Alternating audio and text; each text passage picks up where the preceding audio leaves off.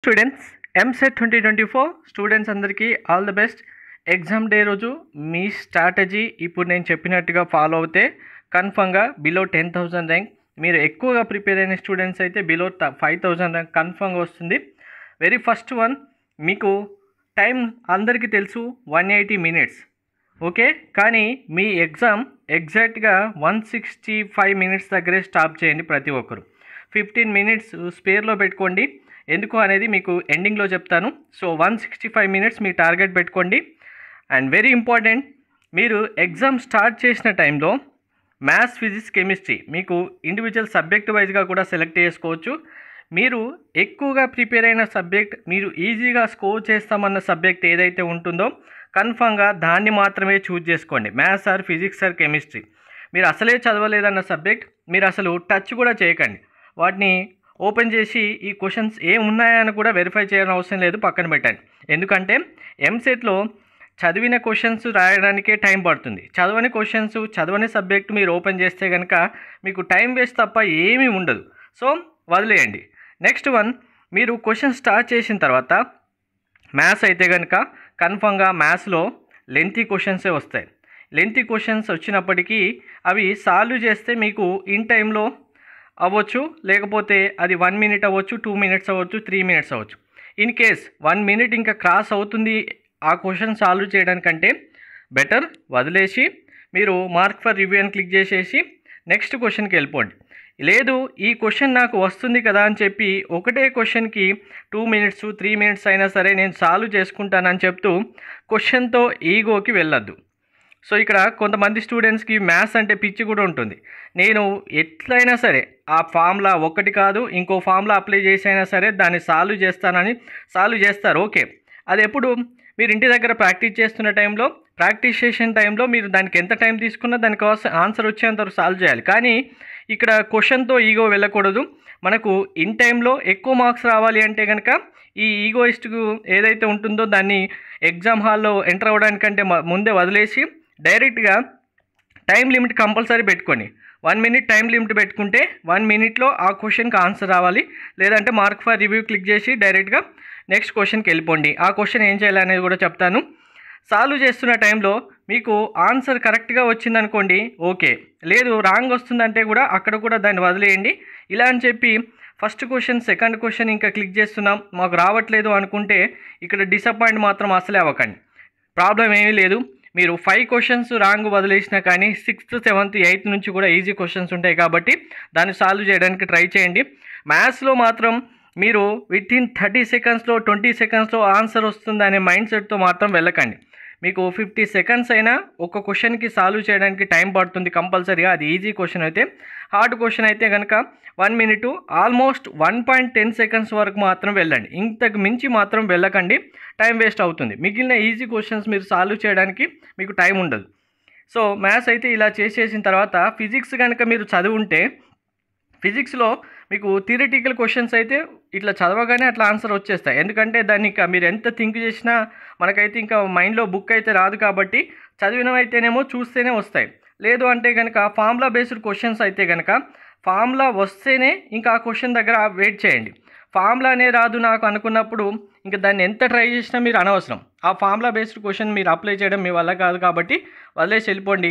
Chemistry విషయానికి వస్తే definitions, concept and ఇక్కడ మీకు మ్యాథ్స్ ద ఫాలోయింగ్ విషయంలో మ్యాథ్స్ ద ఫాలోయింగ్ ఫస్ట్ 2 వరకు కనుక మ్యాథ్స్ ద ఫాలోయింగ్ వస్తేనే వాటిని మ్యాచ్ చేయండి. ఇంకా ఫస్ట్ 2 కూడా రాలేదు, లేదు లాస్ట్ 2 అయినా వస్తాయంటే మాత్రమే ట్రై చేయండి.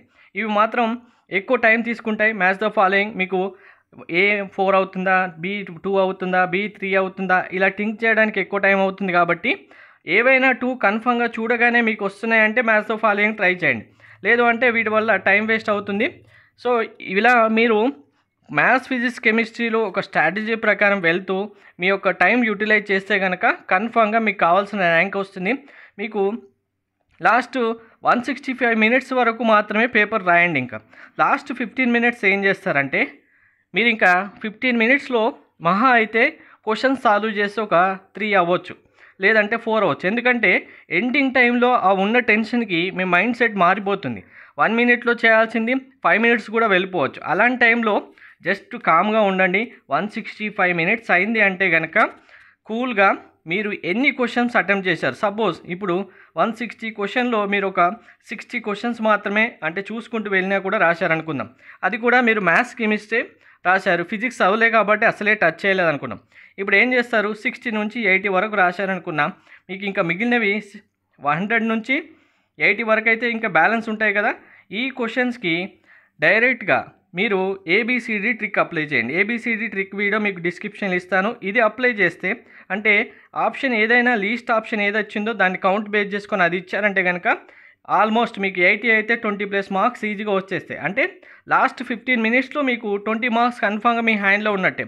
లేదు మేము ఇక్కడ అసలు ఈ 165 మినిట్స్లో 80 క్వశ్చన్స్ కూడా చేయలేదన్న స్టూడెంట్స్ అయితే మీరేం చేస్తారంటే 165 మినిట్స్లో జస్ట్ ఒక 20 మాత్రమే మీకు వస్తున్నాయి, లేదు 30 వస్తున్నాయి అంటే కనుక మీకు maths, physics, chemistry individual cheat codes tips కూడా యూజ్ చేయడం ఎలా అని చెప్పడం జరిగింది. ఇండివిజువల్ వీడియోస్ కూడా ఉన్నాయి.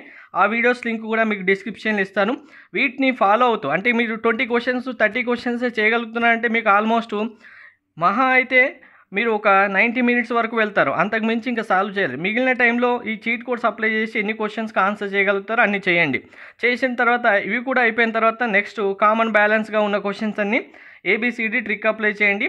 సో కంపల్సరీగా మీరు ఇలా కనుక ఎగ్జామ్ డే రోజు మీ స్ట్రాటజీ ఫాలో అవుతే షూర్గా మీకు బిలో 10,000 5,000 ర్యాంక్ మీ ప్రిపరేషన్ బేస్ చేసుకొని ఉండటంతో పాటు మీరు యూజ్ చేసే ట్రిక్స్ టిప్స్ బేస్ చేసుకొని కూడా కన్ఫామ్గా మార్క్స్ వస్తాయి.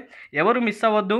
అండ్ ఎగ్జామ్ డే రోజు ఒక్కటి గుర్తుపెట్టుకోండి, మీరు ఎంత చదివినా ఇన్ టైంలో ఎగ్జామినేషన్ హాల్కి రీచ్ అయిన తర్వాత టెన్షన్ పడడం కానీ, నా పేపర్ ఎలా వస్తుందని కానీ, హార్డ్గా వస్తే ఎలా నేను ఆన్సర్ చేయలేను కానీ ఇటువంటివన్నీ ఏం థింక్ చేయకండి. మీరు ఇన్ని డేస్ చదివింది కన్ఫామ్గా మీకు రావాల్సిన క్వశ్చన్స్ మార్క్స్ మీకు వస్తాయి, దాంట్లో ఎటువంటి డౌట్ లేవు.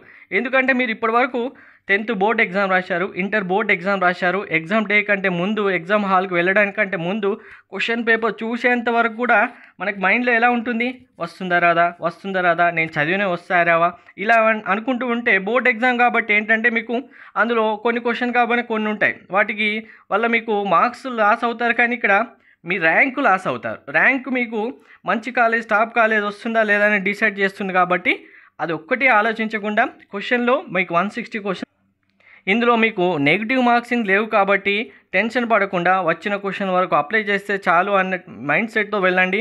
వచ్చినవి రాసిన తర్వాత లాస్ట్ 15 మినిట్స్ మీరు ఒకవేళ 80+ స్కోర్ చేయగలిగితేనేమో లాస్ట్ 15 మినిట్స్లో ఏబిసిడి ట్రిక్ యూజ్ చేయండి. లేదు జస్ట్ 20 వరకే సాల్వ్ చేస్తామనుకున్నా కూడా మీరు ఎటువంటి టెన్షన్ లేకుండా మీరు మ్యాథ్స్, ఫిజిక్స్, కెమిస్ట్రీలో ట్రిక్స్ వీడియోస్ ఏవైతే ఫాలో అవుతారో వాటిని ప్రాక్టీస్ చేసి అవన్నీ అప్లై చేయండి. అప్లై చేసి ఫైనల్గా ఏబిసిడి ట్రిక్ మళ్ళీ యాడ్ చేసేసుకోండి. సింపుల్గా మీకు మార్క్స్ అయితే యాడ్ అవుతాయి. ఇలా ప్రతి ఒక్కరూ ఫాలో అవ్వండి. మీ సబ్జెక్ట్ ఇంట్రెస్ట్ బేస్ చేసుకొని మ్యాథ్సా, ఫిజిక్సా, కెమిస్ట్రీ అని రాయండి. అలాగే సీరియల్గా 1 2 3 4 క్వశ్చన్సే రాయాలనే రూల్ లేదు. మీకు ఏ క్వశ్చన్ వస్తే ఆ క్వశ్చన్ కూడా రాయొచ్చు. Thank you.